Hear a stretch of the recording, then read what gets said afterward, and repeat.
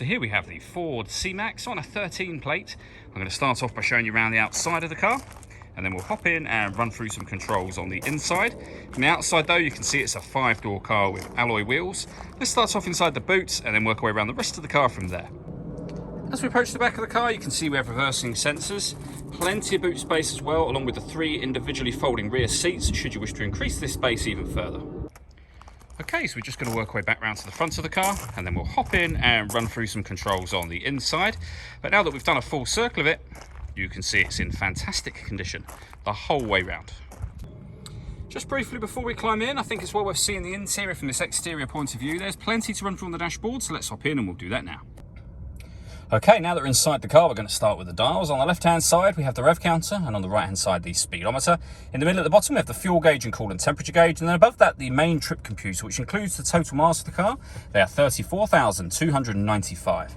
You can change the information displayed above that by using a button on the steering wheel for various bits of trip computer and fuel economy information. The buttons in question are just here.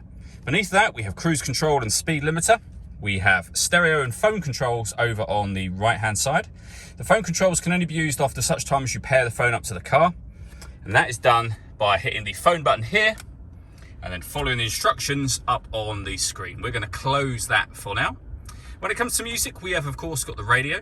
And as you'll see, we've got FM as well as DAB and AM radio as well.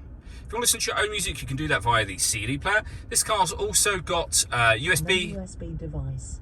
As you can see, USB input.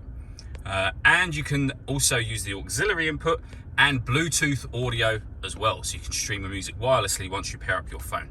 All of that is done using the buttons just here. You have the main volume in the center there for your stereo and the CD player at the top, as you can see. Below that, we have dual zone climate control. So you can adjust the passenger temperature, the driver temperature. You can increase and decrease the fan speed just here. You can determine what direction you'd like the air to be distributed in. When you're happy with those settings, this button turns your air conditioning off in this case, or back on again. Or you can hit auto.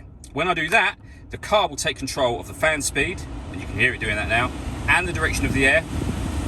You can override that whenever you wish to. It will basically maintain the temperatures that you've asked for there. We can turn off the stop and start. This car is designed to cut out when it's stationary in traffic to save you fuel. That system is now off with a heated rear screen and a proper heated front screen as well. We then have the 6-speed manual gearbox and a 12-volt charging socket. All that leaves me to say is thank you for taking the time to watch this video. If you'd like to come and see the car in person and have a test drive, please feel free to give us a call here at Surrey Specialist Cars. We'd love to hear from you soon.